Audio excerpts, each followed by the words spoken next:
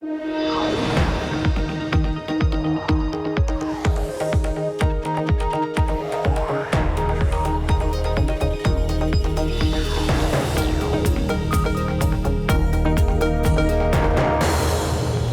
Brad Stone in San Francisco, filling in for Emily Chang. This is Bloomberg Technology. Coming up in the next hour, Netflix, the first of big tech to report earnings. Third quarter subscriber growth lifted its shares and impressed. Can the rest of the FANG family do the same? Plus, know your internet rights, how Congressman Ro Khanna wants to protect people online. Can his Internet Bill of Rights become the law of the land? And less than 3 weeks till midterms, getting out the vote with data and celebrity-driven voter registration.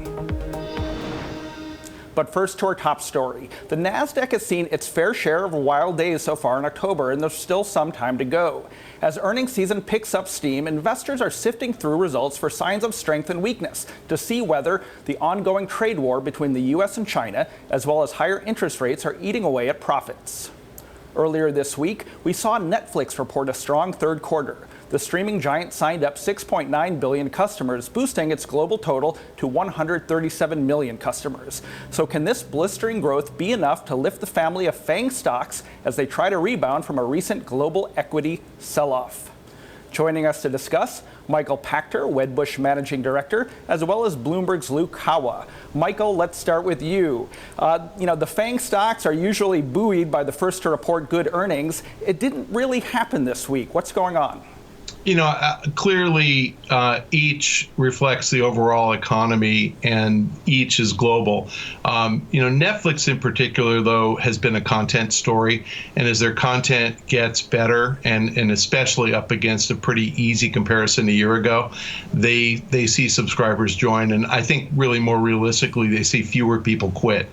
They've gotten to the critical mass on content where they keep something coming out virtually every week, and so it really keeps their subscribers happy. They tend to churn less, which drives the overall net add. That's not the same story for the guys who are advertising dependent.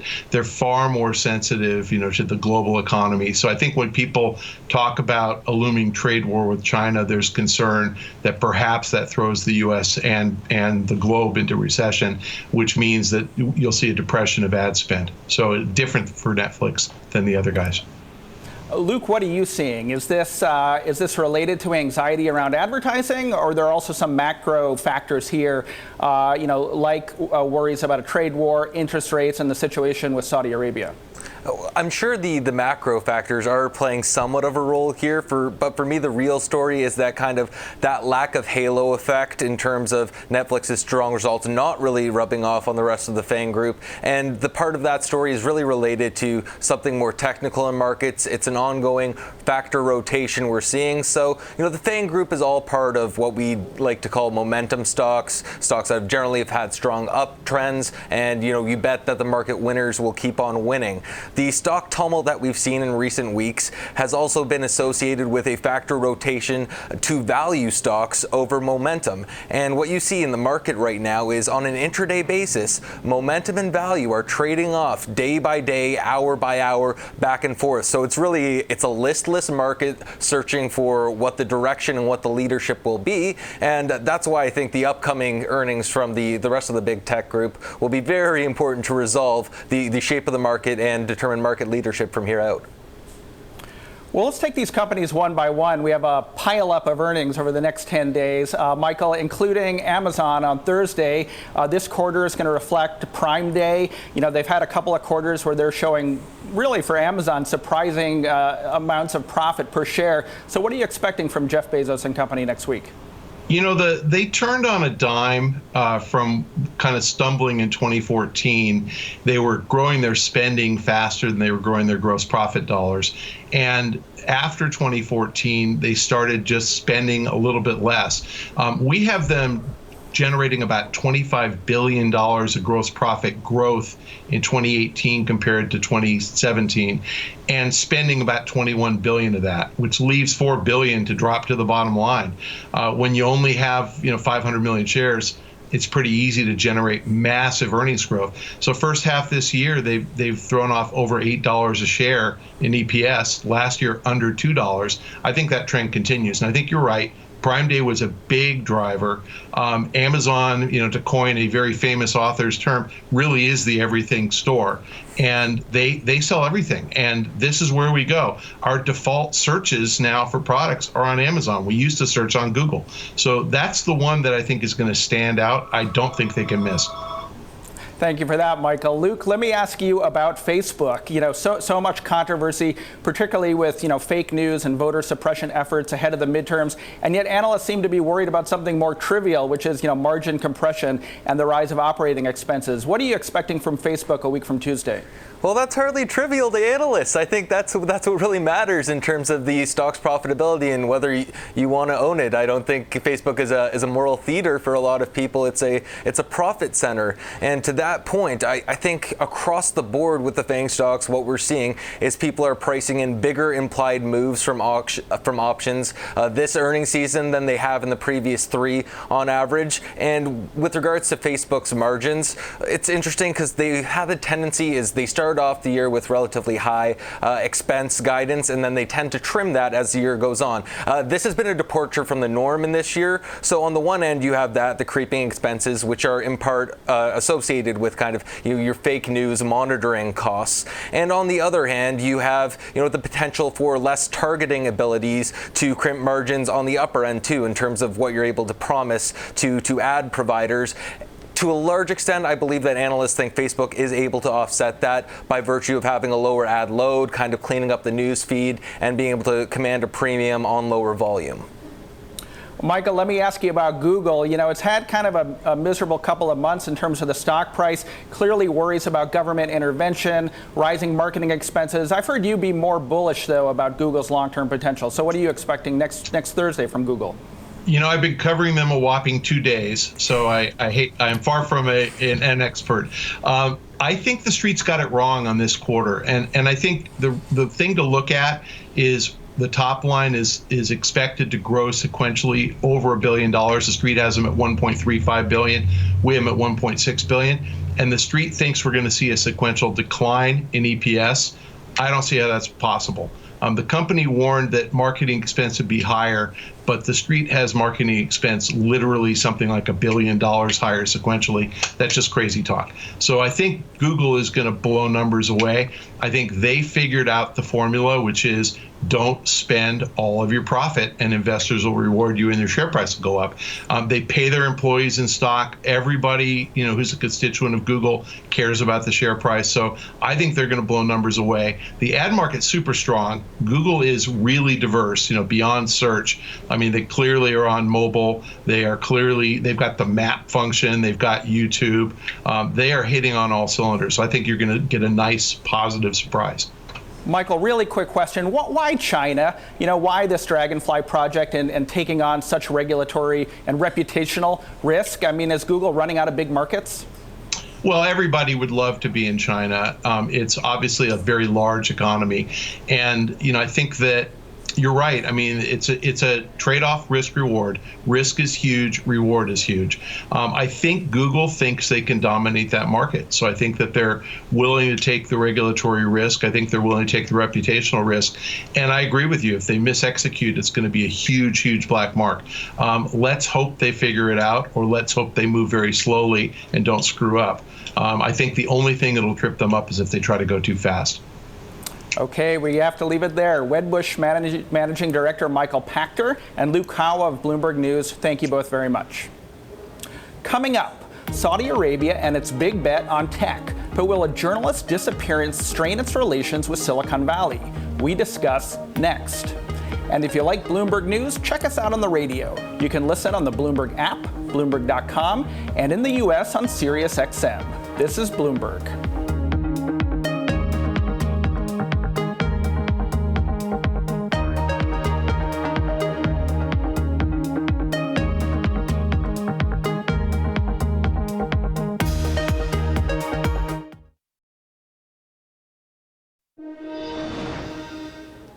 One of the latest developments in the disappearance of journalist Jamal Khashoggi is Twitter shutting down a network of bots appearing to push pro-Saudi talking points. That's according to NBC News. The report says hundreds of accounts simultaneously retweeted pro-Saudi government tweets.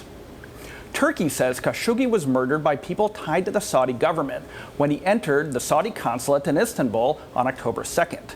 Saudi Arabia denies the charges.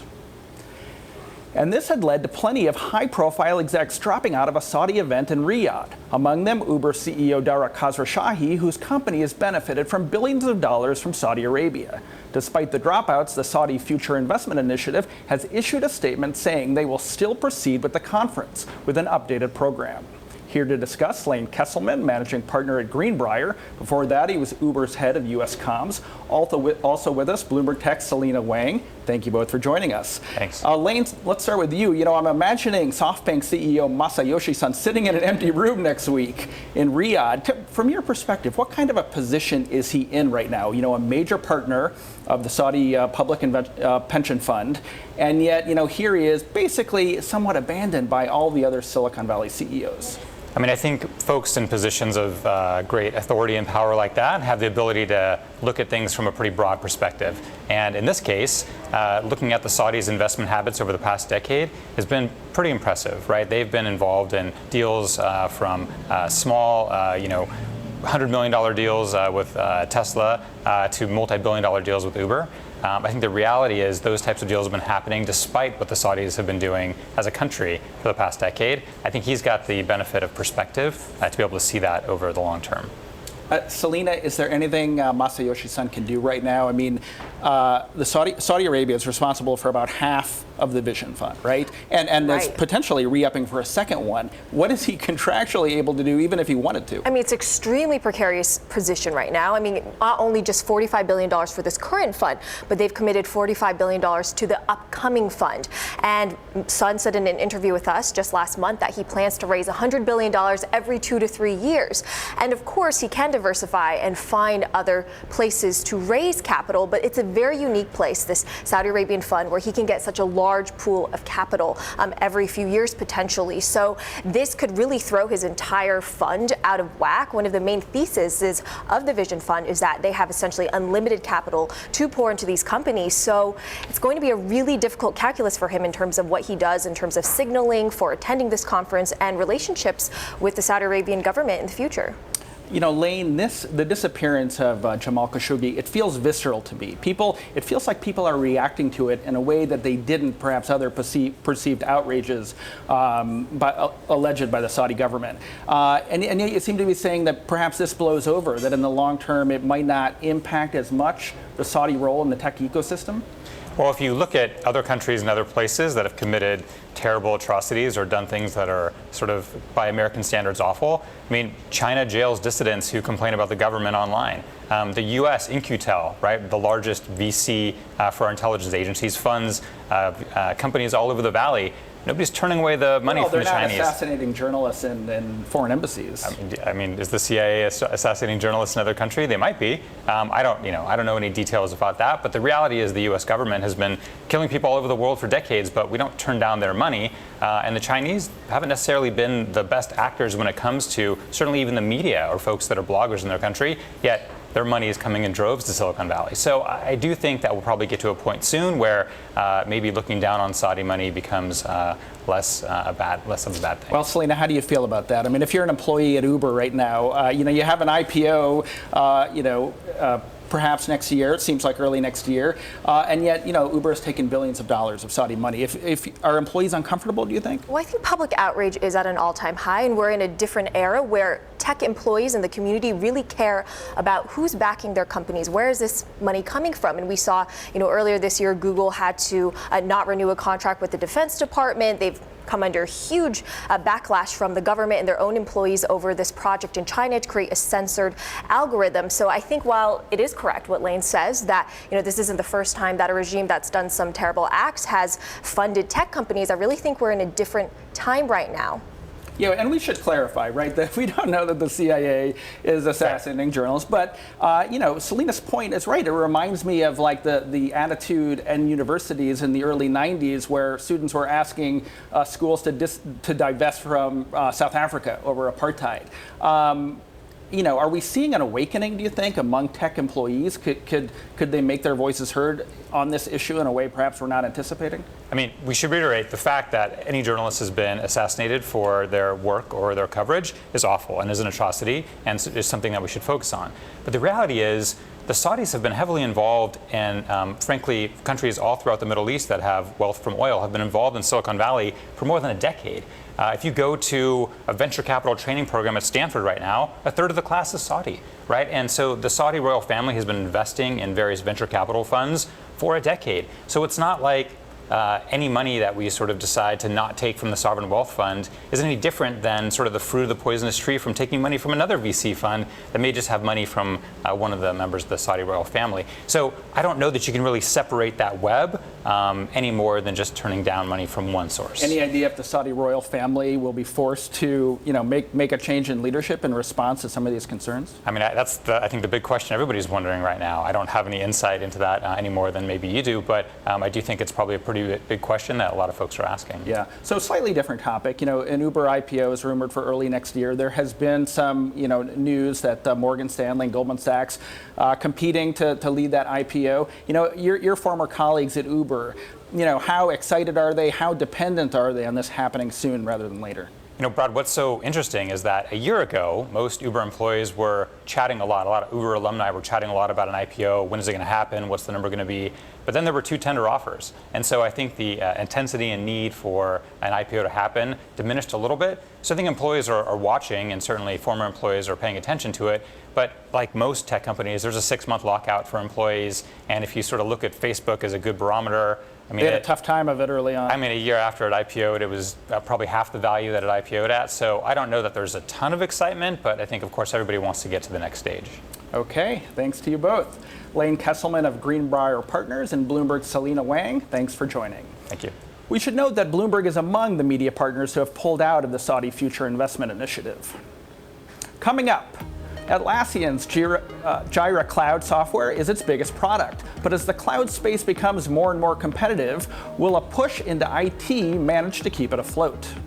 And Bloomberg Technology is live streaming on Twitter. Check us out at Technology and be sure to follow our global breaking news network, TikTok, on Twitter. This is Bloomberg.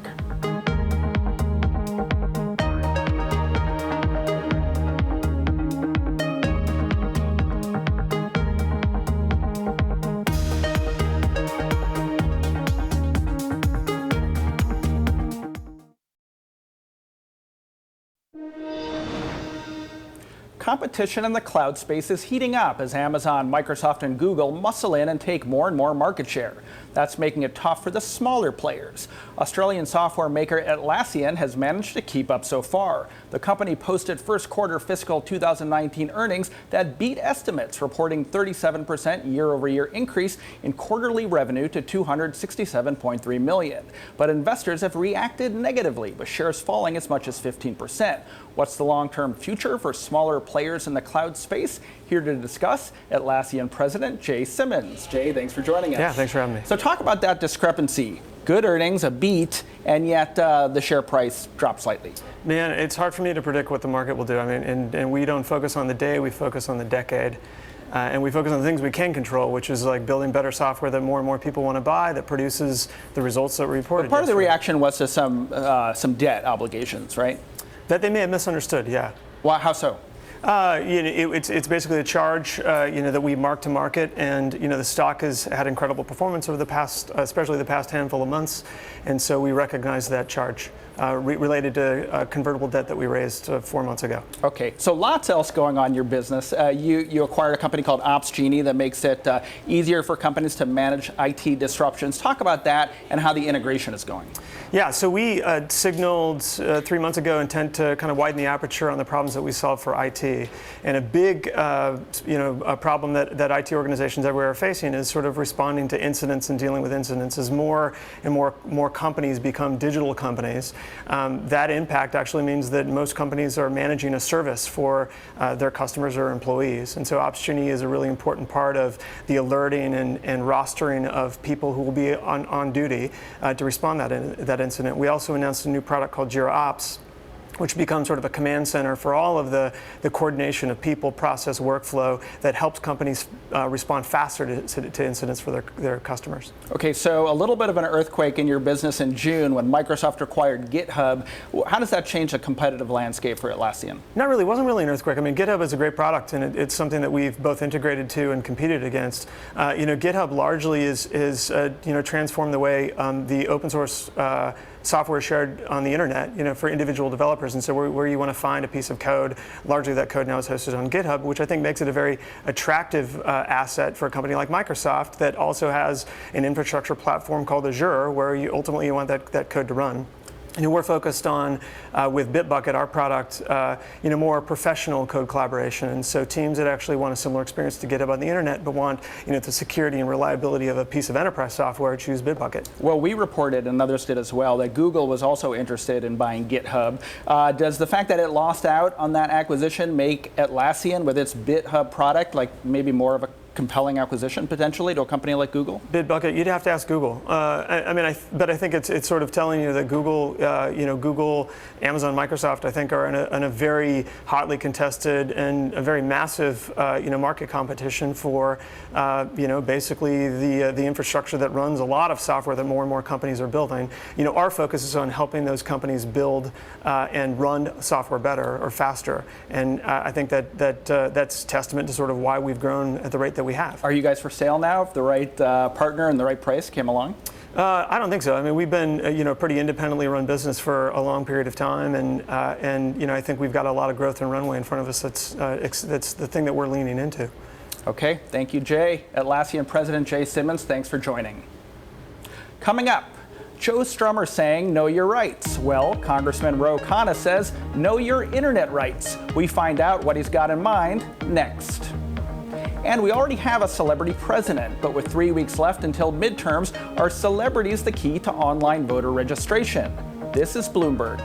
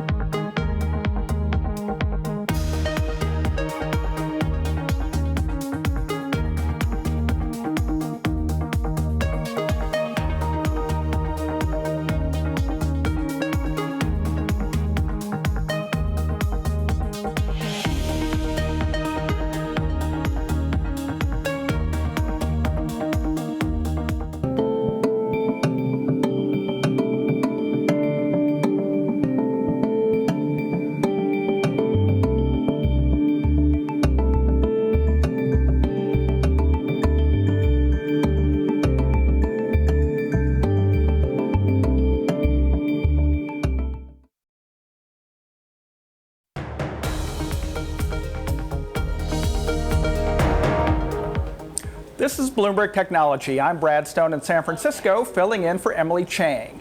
Have you heard of the Internet Bill of Rights? You might soon if California Congressman Ro Khanna has anything to say about it. Representative Khanna drafted a 10-point program that will help to figure out what people's rights and responsibilities look like online, telling Bloomberg, quote, citizens need to be protected not just from government overreach, but from the overreach of corporate actors. Khanna covers California's 17th district, effectively making him the representative for Silicon Valley. He joins us now from Washington. Congressman, thank you for joining us. Brad, great to be on. So you're Silicon Valley's representative. You have lots of friends here. So tell us what this Internet Bill of Rights is and what the reaction has been at home. Well, the Internet Bill of Rights is a simple document to say that people's freedoms and security need to be protected online. And it has common sense provisions. Individuals should know what's happening to their data. Just like you know what happens to your health data, you know what happens to your financial data on a credit check, you should know what happens to the data you have online. You should be notified if there's a breach. You should have to be able to consent before your data is collected. And it's gotten a very good reception. I mean, Tim Berners-Lee, who was the founder of the World Wide Web, helped with it, supported it. And many tech leaders understand that we need well-crafted regulation. The European Union has gone a little bit farther and certainly acted a little bit sooner on privacy regulations like this, and in particular, the right to be forgotten, right? The right of any European citizen to say, take me off your search engine. Is this Internet Bill of Rights doing the same thing? No, it's not. First of all, we have a First Amendment in the United States, so the right to be forgotten would be unconstitutional. If I don't like this interview, 5 years from now, I shouldn't just be able to say, delete it from the internet because it doesn't make me look good. And that's what the right to be forgotten is. It would be unconstitutional. Also, Europe has consent required in every use case. So if you go to a European website, anytime you see an ad, you have to click consent, which means users are having to click consent 20, 30 times in a day. It's overly broad. It's overly prescriptive. And Europe hasn't rivaled America's innovation. I mean, they have, a few tech companies that have emerged there. They don't have the innovation we do. So this is more inconsistent with our Constitution. It's pro-innovation, but it's saying that we do need some basic protections here in the American context. I was particularly interested by point number 6 in your bill, which is really a net neutrality provision saying that internet users should be free to access the internet without encountering throttling or paid prioritization. Of course, the Trump FCC has a limited net neutrality provision. So would that override the FCC, or how would it jibe with what has been resistance from the Trump administration? You're absolutely right. It is a net neutrality provision. Tom Wheeler, who was the FCC chair under Obama, had a net neutrality provision with the FCC that I thought was very, very strong. Ajit Pai, the Trump's nominee, has repealed it. And what we want to see is not ping-ponging back and forth on net neutrality from administration to administration. We should have Congress pass a statute, a law that says net neutrality is required. And that's what the Internet Bill of Rights would do. If we do take back Congress, the Democrats should work with reasonable Republicans to get net neutrality in statute. So as you said, you have consulted with some deep thinkers in the tech world as you prepared this Bill of Rights. I'm curious to what extent are you holding tech companies to account, and to what extent are you also protecting them from what could be kind of more intrusive or restrictive regulation, or is the point to really do a little bit of both? That's a very fair question. I mean, it certainly is holding tech companies to account because right now they don't have a right to notify in a case of a breach. We saw with the Equifax breach or the Facebook breach, people weren't notified for months or years. This would require them to notify right away. Right now, they don't have to get people's consent to collect data. I mean, you have to sign a service agreement, but after that, basically they have carte blanche to get your data. This would impose a consent requirement. It would require them to tell you what they're doing with their data. So it would really put a fair amount of responsibility on these tech companies. That said, it's not overbroad. It's well crafted. And the danger is if tech doesn't support well-crafted regulations, you could see more draconian measures that actually hurt innovation and that aren't careful. So my hope is that thoughtful tech leaders, people like Tim Cook, who's called for well-crafted regulation, will realize they should get on board with reasonable regulation. It doesn't have to be support for my Internet Bill of Rights, but that's a conversation starting point, and hopefully they'll engage with the Congress to get good legislation. That was actually my next question, which is, what have you heard from the big tech companies? We've heard Tim Cook, also Mark Zuckerberg and Jeff Bezos say they would welcome regulation, that big tech companies deserve scrutiny. What has been the initial feedback to the Bill of Rights? The feedback has been positive, but as people say, the devil is in the details. Okay, we can agree with these high-level principles, but what is the legislation going to say? How are you going to define what constitutes personal data? What does it mean to say that you have to be notified in a reasonable time period? Is that 24 hours or is that a week? What does it mean when you say you need consent before you collect data? How often do you need to consent? When do you need to consent? So I think all those questions are going to fall to the Energy and Commerce Committee in the House of Representatives. The details of this legislation are really going to matter. And I hope that Congress will consult nonprofits, academics, and outside tech leaders, because I'll tell you, the expertise isn't in the building, and we need to engage with the tech community in crafting regulations that are thoughtful and make sense. Congressman, what are the political prospects for the Internet Bill of Rights? Does it depend on a particular outcome in the midterms and perhaps, the Democrats taking either one or both branches of Congress? I think the prospects are higher if the Democrats take over Congress because the Republicans have been in charge for 2 years and there's been no movement. I mean, think about that. After the Cambridge Analytica scandal and Zuckerberg coming and testifying and Google and Twitter coming and testifying, the Republicans haven't moved because they're largely beholden to the internet service providers, AT&T, Charter, Verizon, and they haven't made a good faith effort to propose an Internet Bill of Rights. If the Democrats are in charge, we will, I think, take reasonable regulatory steps. We're not going to demonize companies the way the Republicans are. I mean, it's absurd to say that Facebook and Google's algorithms are politically biased. The biggest beneficiary of social media has been Donald Trump. So I think some of the Republican attacks lack a knowledge of how these algorithms work. But we are, I think, going to propose reasonable regulations, and hopefully moderate Republicans would come on board. Congressman, let me change the topic a little bit and ask you about Facebook and the upcoming elections. They recently gave reporters a tour of their war room, and they claimed some success in countering voter suppression and fake news in the run-up to the Brazilian election. Is Facebook doing enough in your mind?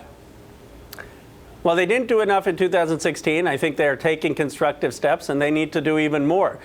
Look, part of me is sympathetic. They started 14 years ago with maybe 20,000, 100,000 people, and now they've grown to 2 billion people. That's a huge platform, bigger than any nation. And so to figure out how do you have controls on this to prevent incitement of violence, voter suppression, human rights abuses is a big project. What I think they need to do is hire many more people who are humanists, who are ethicists, to help them come up with standards of what requirements there should be for third-party verification, for weeding out bots, for weeding out hate speech or propaganda. I think they need to hire a lot more people and hire more humanists to work there. But I'm glad that they are taking steps, and it's a start. One more question while I have you. I remember you being quite skeptical of Amazon's takeover of Whole Foods, of AT&T's acquisition of Time Warner. As skepticism has risen about the big tech platforms, do you think the rest of Congress is coming around to your view of antitrust?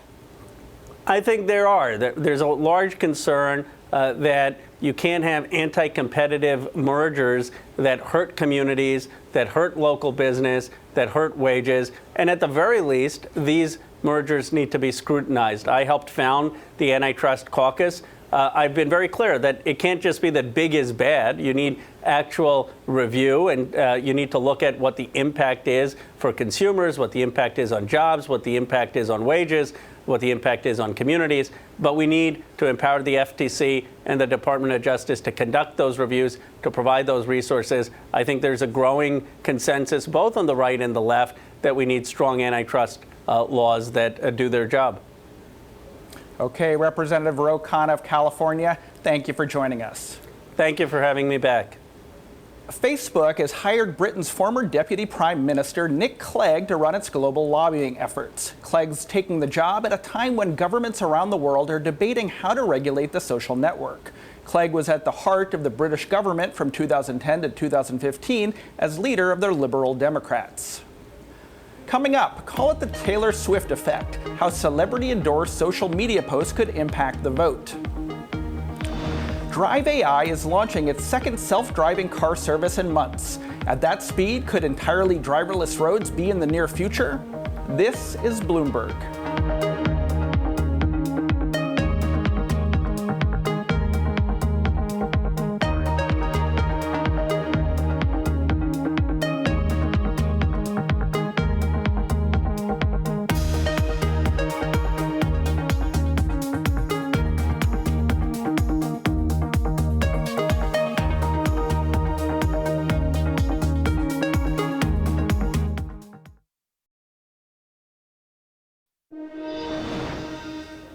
The midterms are less than 3 weeks away, and if the past is a predictor of future behavior, only 40% of eligible voters will vote this election. Vote.org is on a mission to help change that. In 2018, the organization used data-driven strategies to reach a milestone by registering more than 1 million voters nationwide. Here to discuss is Deborah Cleaver, founder and CEO of Vote.org. Deborah, thanks for joining us. Thanks for having me. So how do the midterms, now 18 days away, look to you? That is such an interesting question. I would say that we have seen record interest in the midterm elections, especially from people under 30. What are you guys doing differently this time around? Okay, so I would say that in 2016, we ran a pretty large program. This year, we're reaching 10 times the number of voters, both on the website itself and via proactive outreach. And we have also partnered with celebrities, including Taylor Swift and Barack Obama, to help us reach even more people. That Taylor Swift Instagram post, I mean, I was amazed at the impact it seemed to have, right? What does that tell us about the current environment of motivating people to get to the polls? It would be hard to overstate the impact that the Taylor Swift post had. We saw record traffic. We registered 300,000 people within 72 hours of the post, and the majority of them are under 30, which is very unusual. Now, on the other end of the celebrity spectrum, yesterday, Elle magazine tweeted that Kanye and Kim had broken up, and of course, if you clicked on the link, it took you to a voter registration page. Effective, perhaps, because I believe I might have clicked on it. But what does that tell us, maybe about what works and sometimes the overreach? I wouldn't say it's overreach. I would say it's pretty lighthearted. We have found it, honestly, to be pretty hilarious. We're calling it vote rolling, which is a riff on Rick rolling, and you know what? It's been really effective. I mean, there was a Taylor Swift bump, and then there was an even bigger bump from the vote rolling, and whatever it takes to get people to the polls. I think it's lighthearted. What was there was some outrage there. Was that misplaced or perhaps facetious? I would say that it was a little bit misplaced. There are other things that we should be outraged about. A little bit of fun on the internet. That's just called the internet. So what's not working this time around? What's less effective? Is it conventional advertising on TV to try to get people to register? Yes, actually, broadcast TV has been ineffective for quite some time, but we've reached a point where 50% of people under 50 haven't seen a minute of broadcast TV in a year. So if you're running a commercial, you're just not going to reach anyone under 50. What is working is anything that isn't broadcast television, including vote rolling. Well, let's talk about the legal landscape, because there are a lot of states that have instant registration, online registration. There are states that mandate companies to give people time off to go vote, but not everywhere, right? So how far are we in laws that basically facilitate easy registration and voting? So a handful of states have automatic voter registration, which is the gold standard of registration. That's any time you deal with the state government, you're in. Automatically registered to vote, which is great. It's a cost savings, and why should people have to go out of their way to register to vote when they're already dealing with the government? On the other end, 50% of states don't require that your employer give you paid time off to vote. So a number of Americans, a significant percentage, need to choose between voting and collecting a paycheck. Okay, Deborah Cleaver, founder and CEO of Vote.org, thank you for joining us. Thank you for having me. The U.S. has charged a Russian national for allegedly being one of the masterminds behind election interference in the 2016 presidential election and the upcoming 2018 elections. The Justice Department says Elena Kushyanova was the accountant for Project Latka, which used thousands of social media and email accounts. The conspirators allegedly referred to the effort as, quote, information warfare against the United States. Joining us to break down the news is Chief Washington Correspondent Kevin Cirilli. Kevin, thank you for joining us. I butchered the alleged suspect's name there, but what can you tell her about what can you tell us about what the government is charging her with? Elena Alexeyevna Kushyanova is charged with trying to get infiltrating the U.S. midterm elections, the upcoming ones in 2018, as well as the previous iteration in 2016. This is big news because, of course, this comes just 17 days ahead of the midterm elections. It also comes as the intelligence community has been working with state and local elections commissions and offices nationwide, as well as the private sector, big tech companies like Facebook, Twitter, Google, about how to better protect protect U.S. companies and U.S. voters from these actions. It also, of course, comes as Bob Mueller's investigation is also investigating into a host of ranging of these issues. This is a separate charge from the Department of Justice. It's not technically related to the Mueller probe. We should note that. But it really comes at a time in which tech companies are facing questions about how they are communicating and working and cooperating, not just with the federal level, folks at the FBI, folks at the intelligence community, but also the state level. So this shows that the Russians are still very much trying to use American platforms to spread propaganda, to spread disinformation, to confuse American voters in this midterm election cycle. Kevin, the federal government has charged other Russians with election tampering. Was this one plot? Was it several plots? And what do we know about the ties to the government of Vladimir Putin? Well, it's part of a broader trend that we've seen. Now, the Russian president has denied all of this, but I mean, facts speak for themselves.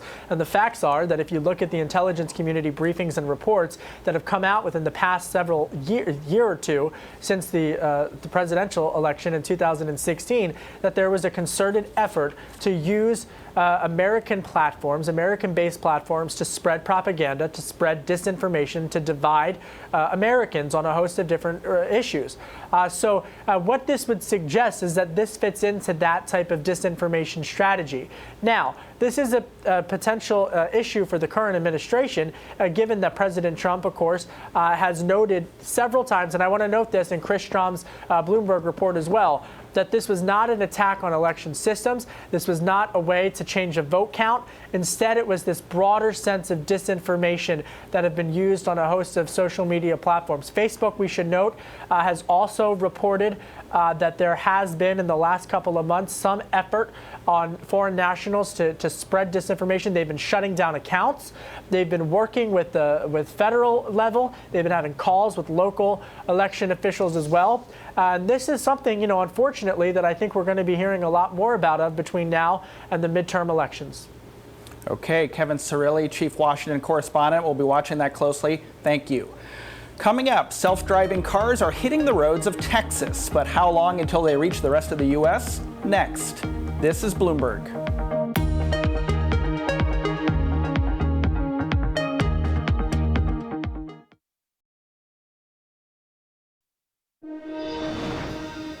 While companies like Uber and Waymo race to get their self-driving car programs off the ground, California's Drive AI is gaining speed.